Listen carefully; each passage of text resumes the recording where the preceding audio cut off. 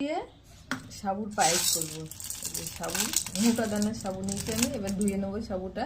আর এটা পাটালি গুড় ভেঙে নিয়েছি, এলাচ গুঁড়ো করে রেখেছি।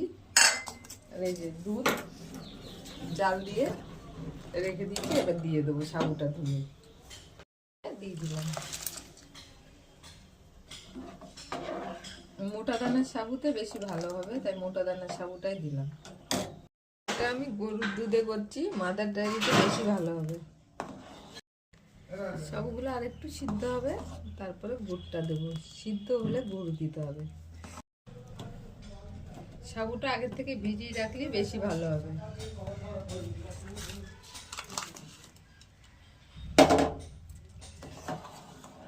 কাজু কিশমিশ আর এলাচ দিয়ে দিলাম।